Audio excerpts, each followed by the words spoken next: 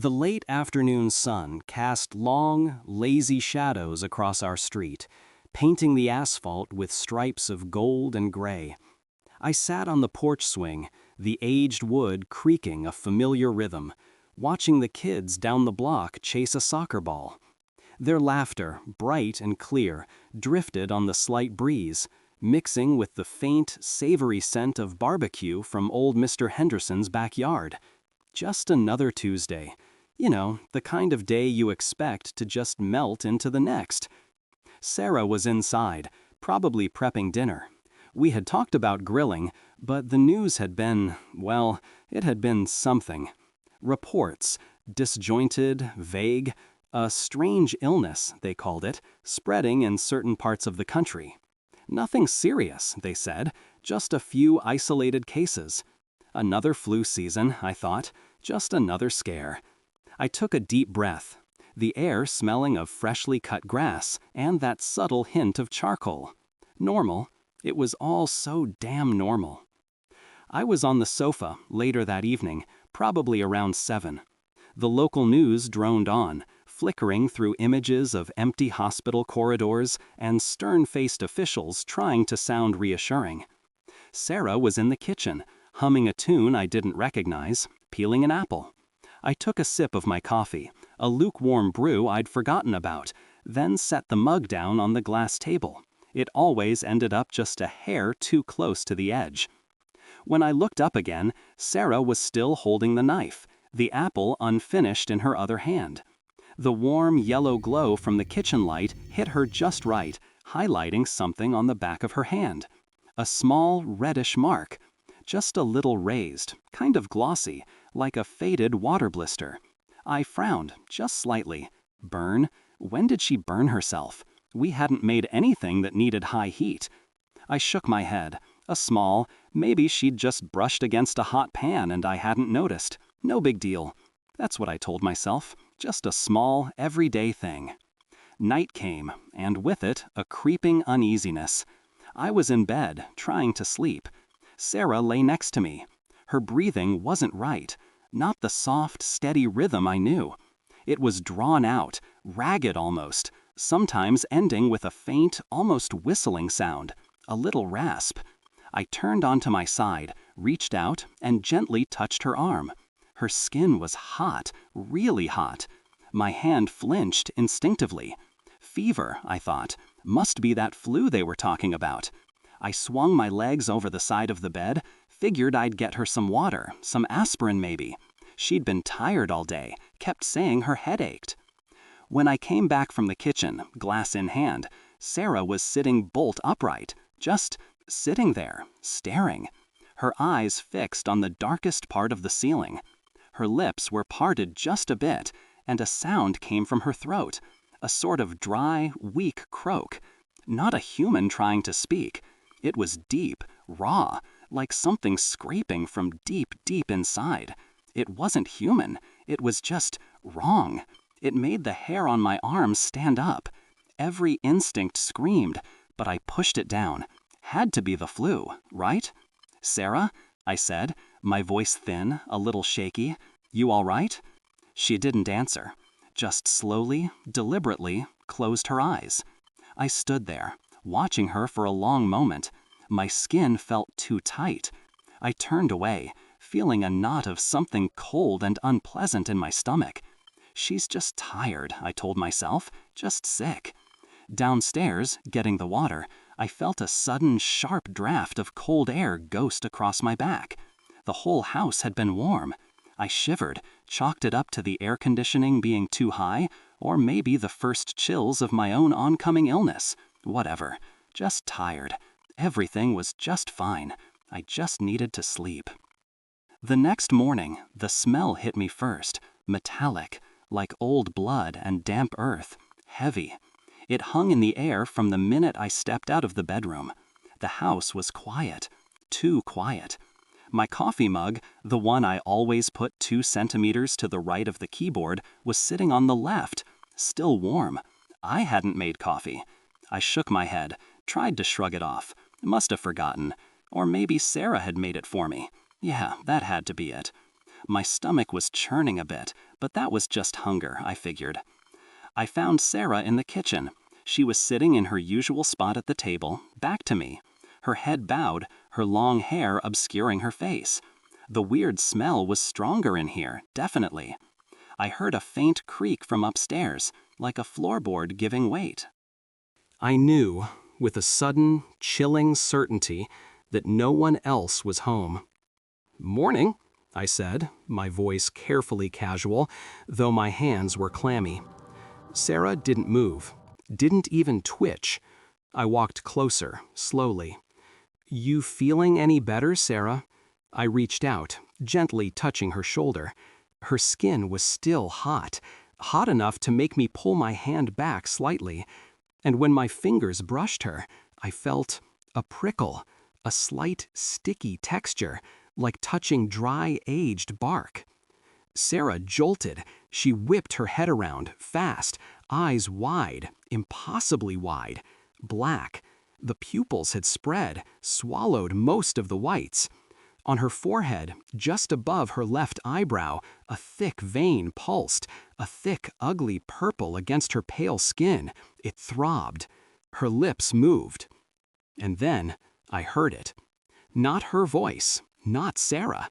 Instead, a whisper, a chorus of 1,000 voices, exploded inside my head. It was a cacophony of pain, of screams, of fragmented, wretched memories, all twisted together. And beneath it all, something else. A language I didn't know, sharp and cold, like scraping metal, like something born in the deepest, darkest ocean, commanding. My ears rang, my head throbbed. "No, not Sarah," I choked out, stumbling backward. My legs tangled with the chair, and I went down hard, hitting my head on the linoleum. Stars burst behind my eyes. I scrambled, tried to get up, tried to deny what I had just seen, what I had just heard. "No, Sarah, please."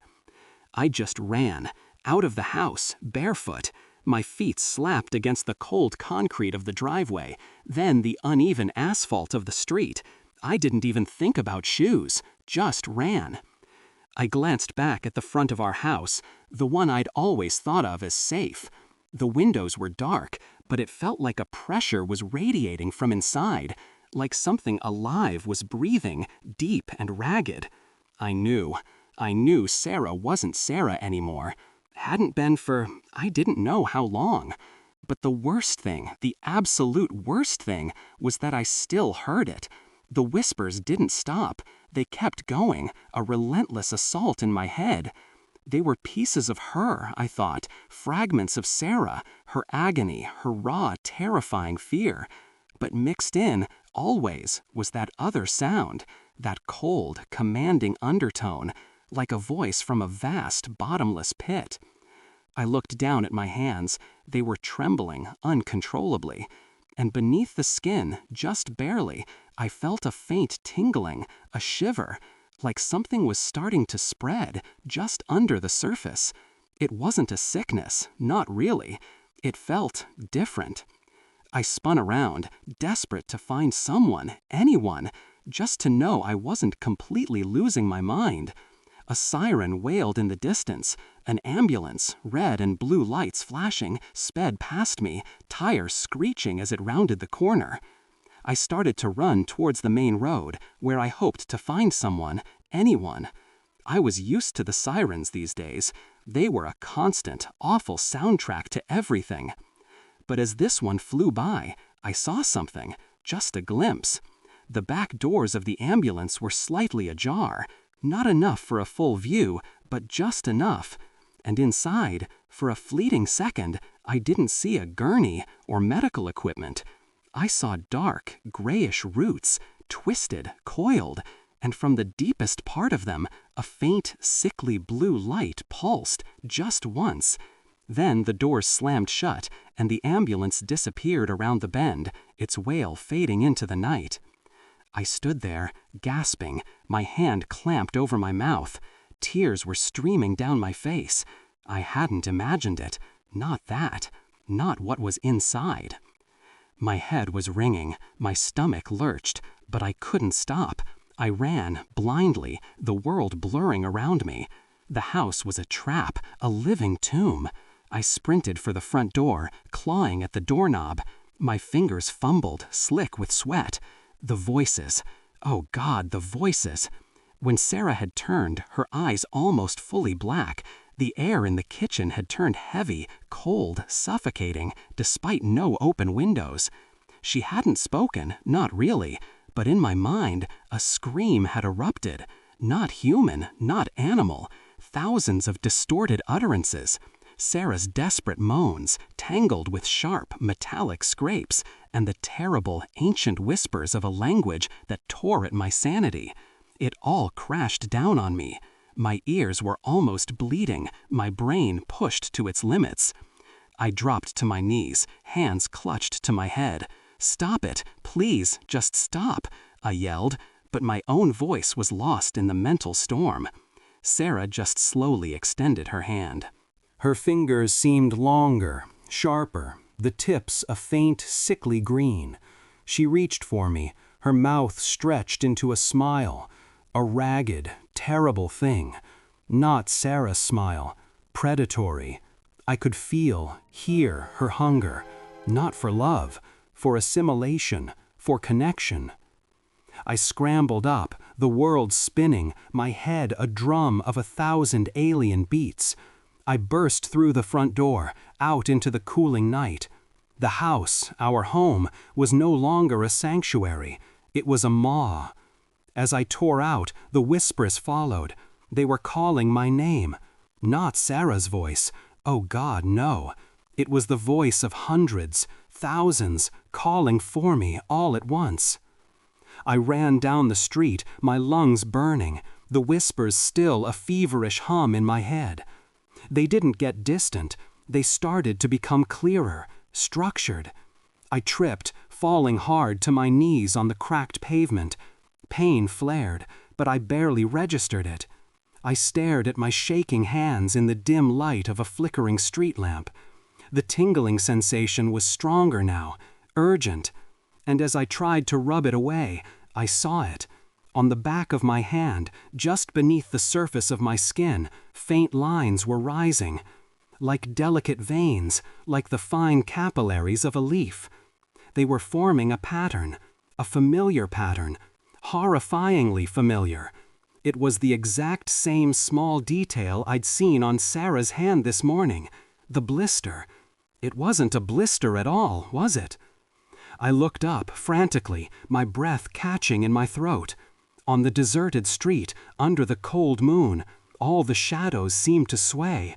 The trees, the hedges, even the picket fences across the road, they seemed to shimmer.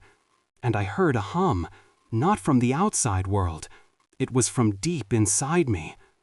Welcome, new member. The world really did feel like it was breathing, deep and ragged from the inside out.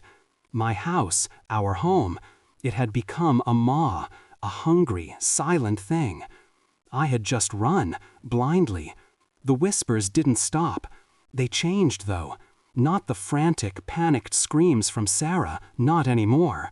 Now it was like a slow, deliberate hum, a low thrumming that lived inside my skull, behind my eyes. It tasted like static and old blood. And underneath it all, that other sound, that cold, commanding undertone, like a voice from a vast, bottomless pit calling my name. My hands, I looked at them again. The tingling, that strange sensation, it was stronger, like something moving just beneath the skin.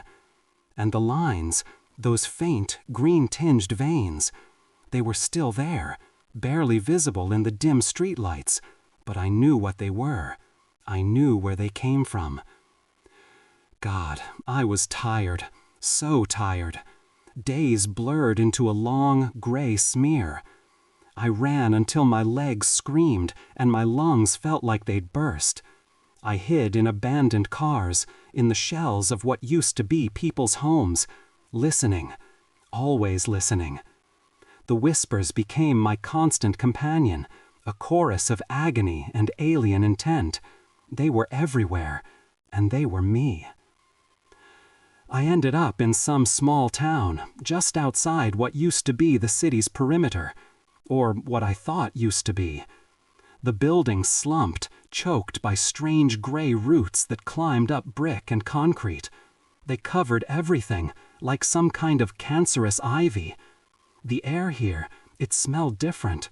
Wet earth, yes, but also a sharp metallic tang. Like burning wire mixed with something rotten and sweet, it made my stomach clench. I'd been running for, I don't know, days? A week? Time was a joke now, just a series of sunrises and sunsets I barely registered. My clothes were torn, caked with dirt.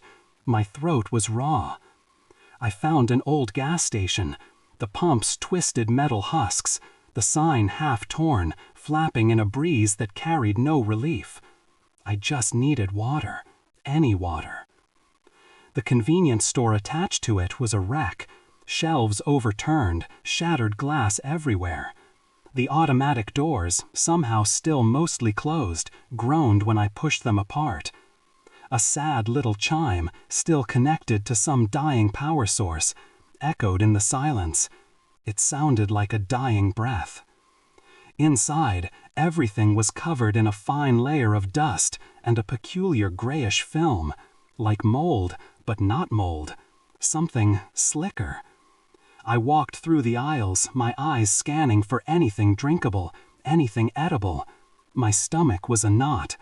It had been hours, maybe a day, since I last found anything. A half-eaten granola bar from a discarded backpack, tasting like ash and despair. The refrigerator section, some kind of miracle, really. Still humming faintly, holding on to a last gasp of internal coolness, I yanked the door open. Most of it was empty, or filled with black, shriveled things, but one carton, tucked behind an expired energy drink, looked almost pristine. A milk carton, full fat. The expiry date was still a good 2 weeks out. What the hell? How? I grabbed it. My hands were shaking. Just milk. Just something normal. I tore at the cap, but then I saw it. The milk inside wasn't white. It was a pale, sickly green. Not bright, not vibrant, just this dull, watery green, a bit thicker than regular milk. I frowned. Spoiled? No, the date. Maybe a new brand? Some kind of weird dye? Or maybe the light. The shattered windows, the gray film, it was all playing tricks on me. I gave the carton a firm shake. The pale green swirled, unchanged. My hand felt a jolt, like a tiny electric current. I didn't know. I put it back down. Just milk. I just needed water. I kept searching, my eyes blurry, the whispers in my head a low, insistent murmur. Hunger, they sighed. Thirst, futile. Then I saw it, an old walkie-talkie lying on the counter near the cash register. Its screen glowed faintly, a miracle in this dead place. I picked it up. It felt heavy, cold, almost alive in my hand. The battery icon showed full bars. Unbelievable. I fiddled with the buttons, found the power switch, clicked it on. Static hissed, a familiar sound from a world that was fading. I pressed the call button. I expected the usual beep sound, the channel check. But instead, a sound bloomed in my mind, not through the walkie-talkie. It was a whisper, a chorus, a feeling of synchronized voices, like a billion cicadas singing at once, but inside my skull. Who are you looking for, outsider? There is no one here, only us. My breath hitched. I dropped the walkie-talkie. It clattered against the cracked tile floor. The whispering faded, like a bad radio signal. My hands flew to my ears, but it wasn't my ears that heard it. It was inside. I snatched the radio up again, my heart hammering like a trapped bird. Static, just static. I must have imagined it. I was tired, sick, losing my mind. Yeah, that had to be it. I leaned closer to the small screen, trying to find a channel. But there was no channel number, just a line of text flickering, almost unreadable. "We are watching you." My blood ran cold, my scalp prickled. It wasn't a hallucination, it couldn't be. The screen flickered again, then went dark. The walkie-talkie died, just like that. I stumbled out of the convenience store, the ghostly chime following me. I had to find something, an answer, a way out. The whispers in my head had sharpened, gained a new edge. They were guiding me, in a way, not a friendly guide, more like a predator leading its prey. I don't know how far I walked. The gray roots grew thicker, bolder, covering everything. Sometimes I caught a glimpse of movement in the shadows, things that were once human, their forms twisted, their bodies hunched, shambling. But they didn't seem to notice me. Or maybe they did. Maybe they were just letting me go, like a cat playing with a mouse before the real game started. The scent got stronger, that burnt metal, rotting meat smell. It hung in the air, thick and nauseating, like I was walking into the mouth of something truly wrong. Then I saw it, a chain-link fence, rusted and torn, barely holding up a sign with faded letters. U.S. Military Base, authorized personnel only. Abandoned, of course. The sign was ironic. Who was authorized now? The base was a ruin. The fence was breached in a dozen places, concrete barriers toppled. Tanks and armored vehicles lay abandoned, overgrown with the same gray, fibrous roots. These roots, they pulsed faintly, a dull, sickly green light deep within their tendrils, like arteries. I walked deeper, following an instinct that wasn't entirely my own. The whispers intensified, no longer just random sounds, but a focused hum, drawing me in, calling me. I found myself in what looked like a testing facility. Long, cavernous halls, lined with metal doors. The walls, once sterile, were now completely consumed by the organic growth. Thick, blackish-gray roots coiled and writhed, covering every surface, like some monstrous arterial system laid bare. The air was heavy, charged, the smell of burnt metal and dying flesh so strong it coated my tongue. Flickering fluorescent lights above me hummed weakly, throwing long, dancing shadows. Light and dark, light and dark. My footsteps echoed, swallowed almost immediately by the sheer, looming silence of the place. It was too quiet, too empty. And then I heard it, a soft tap, behind me. I spun around, my heart leaping into my throat. The heavy steel door I had just walked through, the one I'd pushed shut for what little sense of safety it offered, was now slightly ajar, just a hairline crack. Slowly, almost imperceptibly, a slender, pale finger, tinged with that same sickly green, pushed the door open a little more. Silent, no creak, just movement. And then I saw it. A single eye, black, completely black, no whites at all, reflecting the flickering fluorescent light like a polished obsidian sphere. It stared at me, directly at me. And then, in my mind, a voice, not a whisper, not a chorus, one voice, clear, powerful, stronger than anything I had heard before. It reverberated through my skull, shaking me to my core. "Welcome, immune one. We have been waiting for you." I scrambled back, tripping over my own feet, my hands flying up, shaking, as if to ward off a physical blow. The overseer, the mental voice of the collective. I knew it instantly. "What do you want?" I choked out, my voice thin, rattling like dry leaves in a storm. My words felt small, like a puff of smoke against a hurricane. The voice chuckled inside my head, a dry, rasping sound that echoed through the empty corridors of my skull. "You will understand. You will be the bridge between what was lost and what will be." I ran, I just ran. Back through the corridor, my feet slapping against the grimy concrete. I didn't want to be a bridge. I didn't want to understand. I just wanted to be free. But the overseer's voice was relentless. It latched onto me, not just in my mind, but in my sight. Images flashed before my eyes, not mine, not from my memories. A little girl, perhaps 8 years old, with blonde pigtails, giggling as she ran through a field of wildflowers. Her laughter, pure and joyful, filled my thoughts. Then, abruptly, the image twisted. The girl stumbled, fell, and her body began to unspool.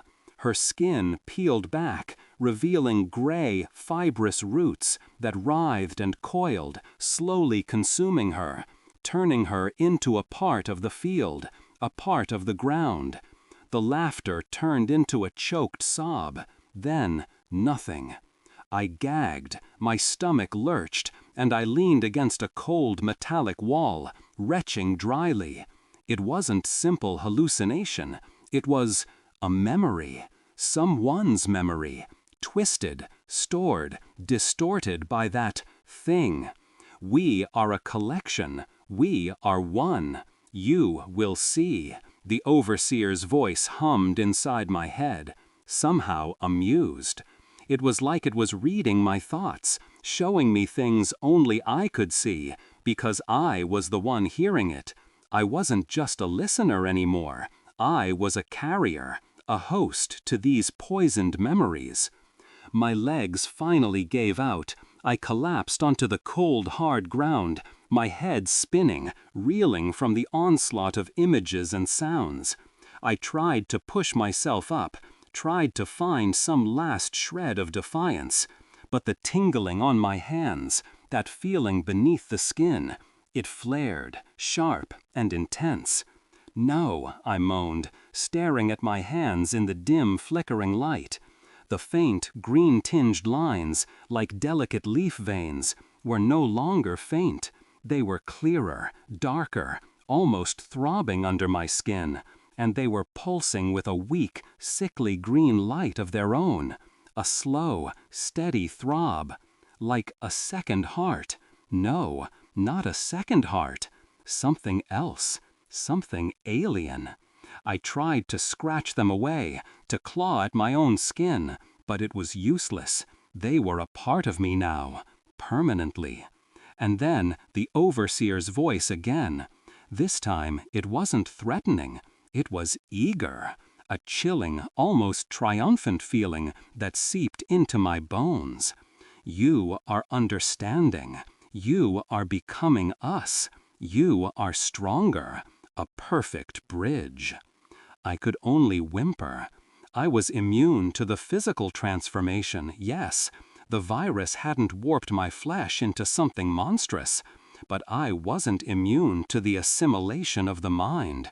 I wasn't immune to this. I closed my eyes, desperate for some sliver of control, for some sanity. I repeated Sarah's name in my head. Sarah, Sarah. I tried to conjure her face, her smile, the way she was before. Her face appeared in my mind's eye, her warm, genuine smile. But as I focused, the smile began to stretch. It widened, just a little, too wide.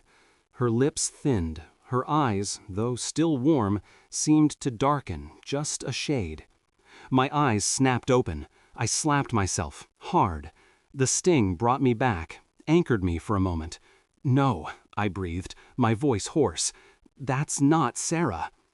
She is part of us, the overseer's voice whispered softly inside my mind, almost gently, in a way that was far more terrifying than any scream. As you will be part of us. Then, an image, not fragmented, not distorted, clear, horrifyingly clear. A massive organic pyramid, pulsing, thrumming, made of flesh and roots, glowing with that same sickly green light. It beat, slowly, powerfully, like a gargantuan heart, the origin, the source of it all. I knew then what I had to do. I had to go there, to the heart of it. I had to face it. Whether I lived or died, whether I remained myself or became something else entirely, I had to try and stop it, or at least understand it. I pushed myself up, my legs still trembling, but a new, desperate resolve hardening my chest. I ran deeper into the base, following the insistent hum, the call of the overseer, towards the glowing, pulsating mass that was drawing me in. The main chamber was huge, a cavern really, carved out of concrete and steel, but now completely consumed. In the center, there it was, the origin, a colossal mass of living matter, shimmering with an ethereal, sickly pale green light. Roots, thicker than tree trunks, erupted from it, snaking across the floor, climbing the walls, disappearing into unseen crevices. The air in here was not just thick, it was like trying to breathe liquid, a heavy, cloying presence that pressed down on me, trying to force its way into my very lungs. Thousands of voices. This time, they weren't whispers, they were a roar, a cacophony of pain, of guttural groans, of primal, terrifying commands. All of it slammed into my head, a tidal wave of pure, unfiltered consciousness. I saw images, not one at a time, but thousands, all at once. Farmers tilling fields, mothers cradling their babies, factory workers on assembly lines, all of them caught in the act, then twisting, their bodies contorting into impossible shapes, their faces stretching into masks of agony and alien ecstasy, their consciousness pulled apart, stretched thin, then snapped, absorbed. And Sarah.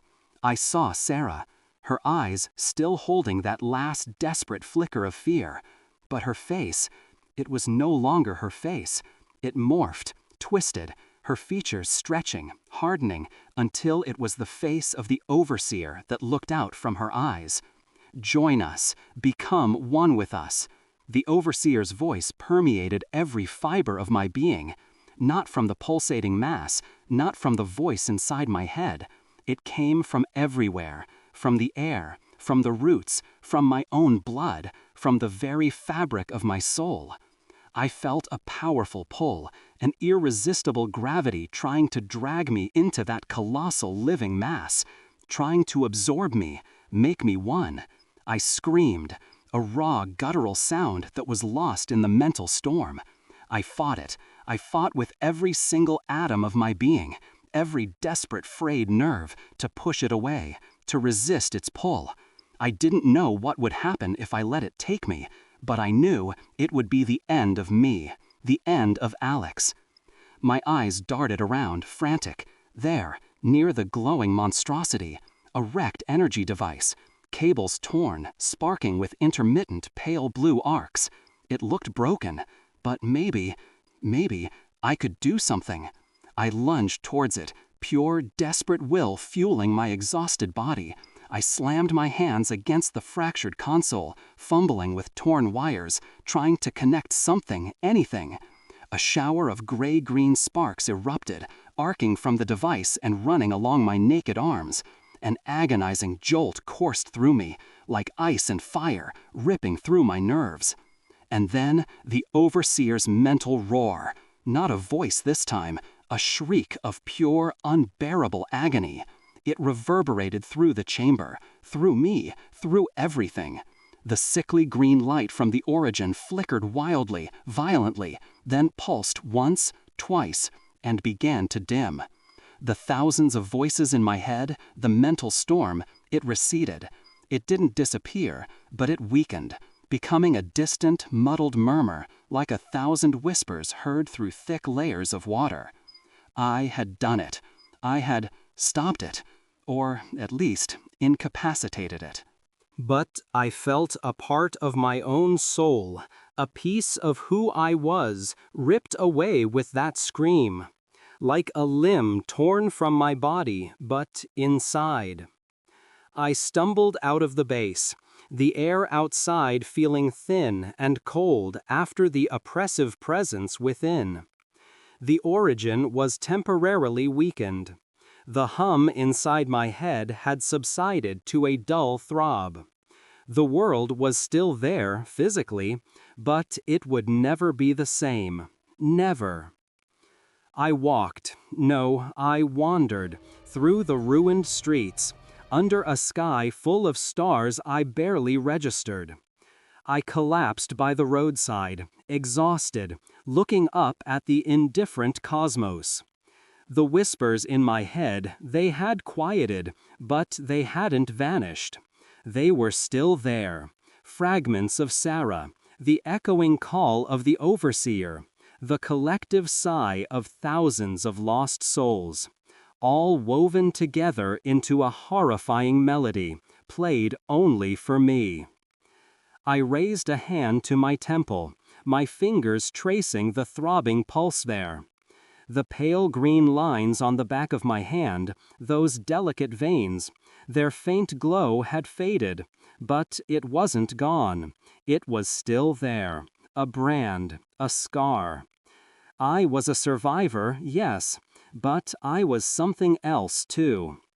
I had disconnected from the collective, but I had been forced to accept a fragment of that entity into my own mind to achieve even this temporary victory. I was a gatekeeper, a cursed witness, forever marked. I closed my eyes, and in the blackness, I saw my own reflection. But my eyes were not closed. They were wide open, black, completely black, like the overseer's eye. And from their depths, a faint, sickly green light pulsed, not bright, just there. I was not alone in my head, not anymore.